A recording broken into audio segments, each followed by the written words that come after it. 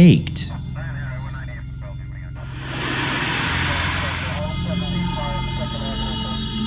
Number 10 is shadows on the moon. There were problems with some of the photographs supposedly taken during the Apollo moon missions. The most common of these are shadow anomalies on the moon, where there is supposed to be only one source of light, the sun. And yet in some instances the shadows behave as though there are two light sources or more, like almost on a film set. Furthermore, in many photos there's a complete absence of stars in the background, which seems odd. While skeptics... Okay, I can answer the stars one. The shadow ones, I'm going to think this one through, but try taking a photo of the stars with your cell phone right now. You can't, it's too bright. The lens cannot capture that distant light. So that one's easy. Critics argue that these anomalies are tricks of light, others are clearly not. Several photos have been airbrushed or manipulated in other ways before they were released to the public. Was this because they wanted the images to look as good as possible, or are they evidence of a sinister cover-up? So the shadows, that one's hard for me to explain. Because I mean, if I was faking this and I was a filmmaker, I would at least say, hey, we can only use one source of light. I wouldn't have multiple sources of light. I mean, you would think, right? You would think. But let's just go with multiple sources of lights in their different directions, because you can kind of see like this one. This one has a shadow over here. There's a shadow over here. This shadow's that way. Shadows are going different directions here. I mean, potentially there could be reflection from maybe the craft or the moon itself, but that's a stretch for me. Number 9 is the Cold War.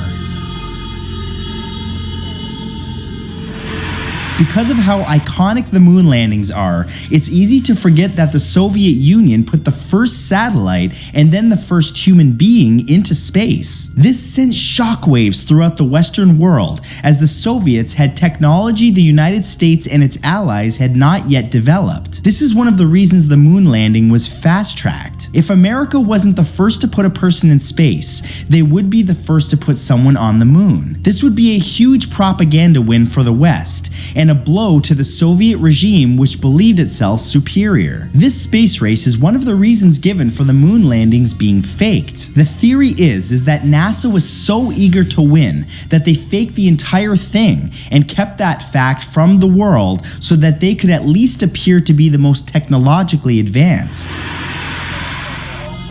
I mean, that's true. It was a space race, Cold War.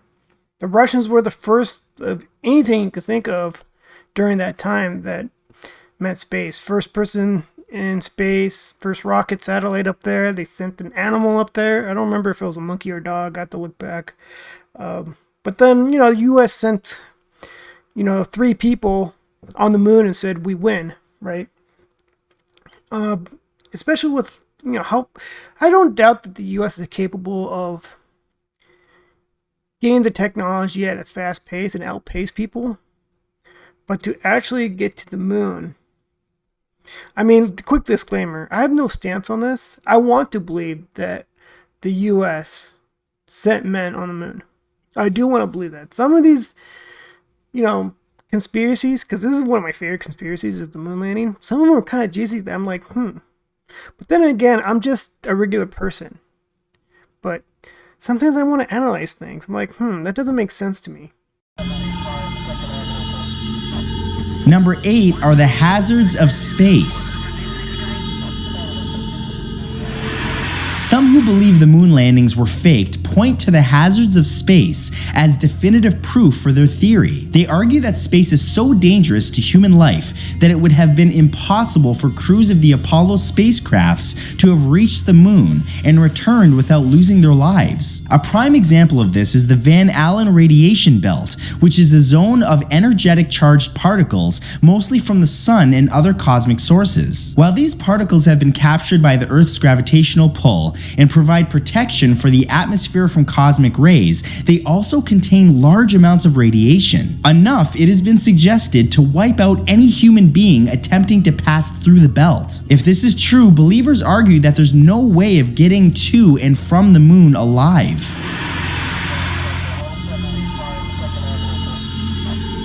Number 7. See, that's a good point, because I've heard arguments on both sides about that. Big one is sending people through the Van Allen radiation belt. It's too lethal. It's too fatal. It's not possible that, people can go through it and back. Go see the moon and go through it again. Some people say that we do have the technology and we're capable of doing it. I did see one report or video that they got rid of the technology and they have to redo it from scrap, and they don't remember how to do it, and they just quit carrying from that point. I could be totally wrong about that. It's just, I saw a video on that and I was like, why would you do that? That makes no sense. But this was a video on YouTube, so that could be wrong. Who knows? But it is strange that, like, okay, explain the technology needed to get through it. Can we just send, I don't know, other species, like monkeys or something? Rats? We test rats for everything. Why not just send rats out and with new capabilities of going through that radiation, and when they come back, they're better? Just something like that.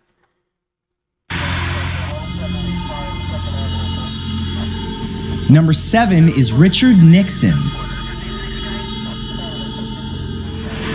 Despite nearly 50 years of technological advancement, no one has stepped foot on the moon since the final lunar mission of 1972. Many have questioned why this is the case. Some have cited that it's been too expensive and couldn't be justified when the space race had essentially already been won by the United States. However, others point out that all of the manned moon missions took place under Richard Nixon's presidency. Perhaps the most controversial president of all time, Nixon had to resign his presidency because of nefarious behaviors which culminated in an abuse of power. It's not difficult then to believe that he could have been involved in orchestrating a series of faked moon missions in order to boost his own standing and that of the United States. I mean, that's the first I've heard of that. The president himself. I mean, it makes sense. Like, who's going to greenlight this? Has to go all the way to the top, right? The president. And with Richard Nixon's history, maybe, possibly. I mean, it's a fair point to think like that. The one I tend to believe is the cost. Like, what's the point? They sent men up there multiple trips. There's been multiple trips, from 69 to 72, and they're like, dude, we're spending so much money on this. We've proven our point already. Do we really have to do this again? So I get that. The one thing I don't understand is, we sent drones to Mars. Why not send drones over to the moon and go to and film the exact spot where Armstrong and Buzz Aldrin landed, and just film around there and see if their footprints are still there? That would be interesting. Number 6 is the insurance policy theory. A more elaborate moon hoax theory is that the landings shown to the public were faked, but the real ones were attempted. The footage from the Apollo missions were therefore faked in a film studio in case the real missions failed. The American government could not afford for their crews to die live on television. That would have been disastrous, so the footage which was broadcast was an insurance policy against this. Depending on which moon hoax theory you encounter, this means that Neil Armstrong and his crew did go to the moon, but the footage broadcast was faked, or in a horrifying twist, astronauts were sent to the moon and died either on the surface or during the flight. The decision was then made to broadcast the footage that they had shot to conceal the truth from the general population. The insurance policy, I could believe that they send people up in space but did not go to the moon, but they're like, okay, we have a backup plan to this. I know that I've seen some debunked videos about the boots, is that this is just something that's already over their current shoe, right? So they're already wearing a boot, but they put this over it and strapped it on for I don't know what the reason is, but But you're able to see that they had that available. So that one made sense to me. But as an insurance policy, I don't know. I mean, it could be anything, right? Maybe, I mean, for all I know, this they did actually go, and we just want to believe that it didn't happen.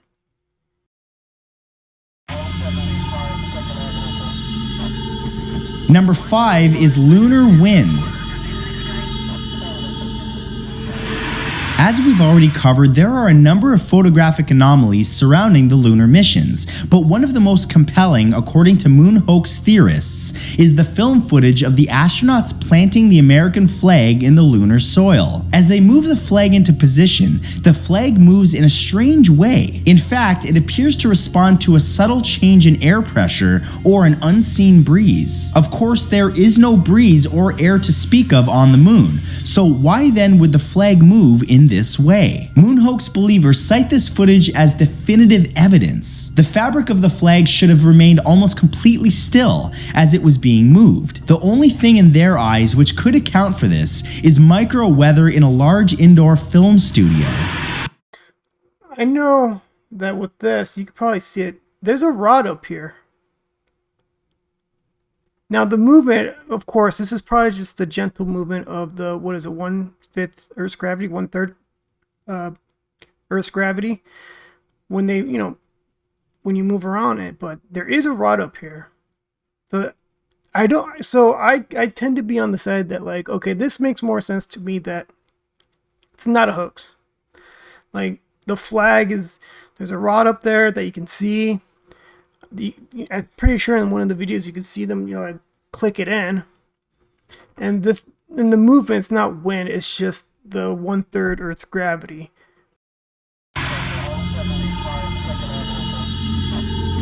Number 4 is photographic technology. We've looked at the hazards of space and how they could have stopped anyone from even getting to the moon, never mind standing on it. But it wasn't just the crews of the Apollo missions who would have had to negotiate the radiation of space. The technology would have had to survive too. It's been suggested that the photographic equipment used to both film and take stills of the lunar surface could not have operated on the lunar surface. They would have been degraded by the harsh environment, rendering them useless. Also, the Apollo missions returned thousands of still photographs. Proponents of the fake moon landing theory argue that it would have been impossible for them to have taken so many photographs while carrying out the exploration and experiments that the official accounts suggest. I've heard about this one too. Like, could the camera survive through the radiation? Like, would the tapes be not usable? I honestly don't know. Like, could the film make, because this is cameras from the 60s, right? It's not like today's DSLR cameras are digital, right? Today's camera probably will be able to go through that radiation, but could film? Maybe. I don't know. I don't know if it can or cannot. So that's hard for me to side with or side against. So I'll let you guys comment below whether film can or cannot go through the radiation. I don't see why not, honestly, overall. Right? But I'm not an expert in it. I'm just some dude on the internet. Test.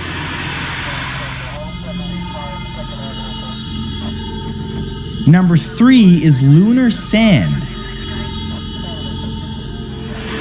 The topsoil or sand of the moon's surface was described by astronauts as being very fine, and yet to moon hoax proponents, it behaved not as though it were on a distant stellar body, but as if it were on Earth itself. Despite the fine dust-like description of the lunar surface, the lunar lander made no impression on it. This, even though the lander was supposed to weigh a substantial amount. There also seems to have been no blast crater on landing. And yet, the astronauts' footprints can be clearly seen. It's as if the lander was suspended from a crane, not depositing its full weight on the sand. The footprints themselves also cause problems, as the lunar surface should have little or no moisture, and yet the footprints were captured as though there was moisture present. Impression on it. That's a good point about the impression of of the spacecraft. I don't think we saw anything, but I mean, you only see if you're taking off from it. Now, you can only go by someone who's not an expert of what the materials are. You'd probably need a geologist to like accurately get it. So whatever the description of, I could buy that they're off and they try to describe it the best that they can. I really could, but the blast one, that one's a tough one because I've heard of. Did he have it here? He just talked about it. Like, there's no blast crater. You don't see, like, when the spacecraft just departed from the moon, there's no blast. The only thing I could think of is, like, because of the lack of atmosphere, you might not see the blast. But I could be totally wrong. Like, I'm probably way off. But there's probably someone screaming right now, no, this and that. So I look forward to the comments and reading them. Problems, as the lunar surface should have little or no moisture, and yet the footprints were captured as though there was moisture present. Do you need moisture? Honestly, did you really need moisture? Number 2 are fake souvenirs. Pieces of moon rock and samples of moon dust were brought back to Earth by all of the Apollo missions. These were analyzed by scientists, and then some of them were given as presents to other countries around the world on behalf of the US. Now, this would be fine if it wasn't for the fact that some of those pieces have definitively been shown to be from Earth. Specifically, a piece given to the Dutch Prime Minister in 1969 has been shown to be fake. More than this, hoax believers argue that even the pieces which are supposedly real bear an uncanny resemblance to Earth rocks collected by scientific expeditions to Antarctica. To many, this is a smoking gun, and a testament to advances in science which can test these samples now and truly determine their origin. The only thing I could think of for that is that I thought the Earth created the moon. Like, I saw a theory that, like, from an asteroid impact, the debris and the chunks of the Earth formed the moon. That's why you might see very similar or the same type of material on the moon that you would on Earth. But again, this is not my area of study, so I'd be fascinated to see what other people have to say. And number 1 is slow motion. Part of the official record of the first Apollo landing was that Buzz Aldrin experimented with different ways to move across the lunar landscape. Because of the reduced gravity, new forms of more efficient travel could be developed. This included hopping, jumping, and leaping actions, which would allow the astronauts to cover more ground effortlessly. There are several pieces of footage of astronauts on the surface moving in this way. When the footage is sped up, it looks as though astronauts are moving normally, as though they were on Earth. Moon hoax believers suggest that the strange movements on the surface were achieved simply by slowing down the footage, as the astronauts moved across a faked moon set constructed by experts in Hollywood. I think I've heard of that too. Like, that the whole videos, all the videos are in slow-mo. That's why it looks like they're hopping around. That one's a good one, honestly. Like, I've heard that conspiracy. I'm like, that makes sense, because if you speed up the videos, it looks like they're moving in, like, kind of real time, what it would be like here on Earth, right? Like normal.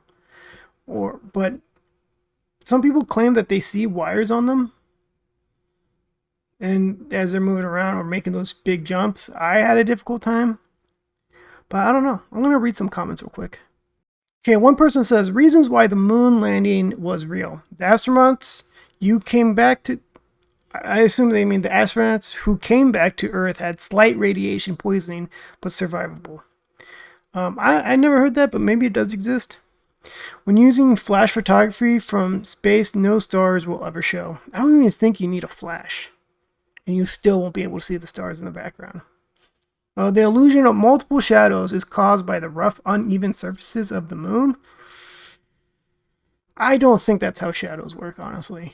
So I I can't buy that one.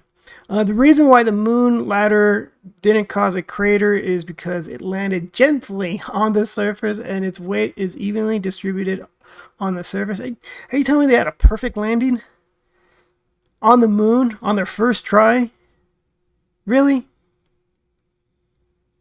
I mean, if the weight of one person makes boot imprints, are you telling me that there isn't for the spacecraft they used? The reason why astronauts made footprints on the moon is because the surface of the moon is filled with ice, dust, pebbles, and other miscellaneous stuff, which acts kind of like kinetic sand. We made kinetic sand after studying the surface of the moon. I have no idea anything about that. Maybe that sounds right. I don't know. All I'm going to say is that Russia confirmed we landed on the moon. Actually, I don't know if they did or not. And if they did, I wonder if they were paid off. But of course, that's me being either skeptical or adding to the conspiracy. So one person says the shadows were busted by Mythbusters. They were able to replicate it with one light source, and the shadows were created because of the texture of the moon. They also busted the wind myth and the slow motion. Interesting. Okay, that's all I'm going to read for now. Thank you very much for watching my video, everyone. And please subscribe to this. What was it? I don't think I'm subscribed to him. Subscribe to Matthew Centuro. I'm going to right now. Damn, he has 6 million subscribers. Good for him. Good for him. I mean, this was great content. It made me think a little bit. There's some stuff I was like, yeah, I could see that. And some other stuff I'm like, okay, there's an explanation behind it. But overall, good content. And as for me, please be sure to like. And if you made it this far in this video, please subscribe. I think I earned it. And comment below. I do read them. Until next time. Bye.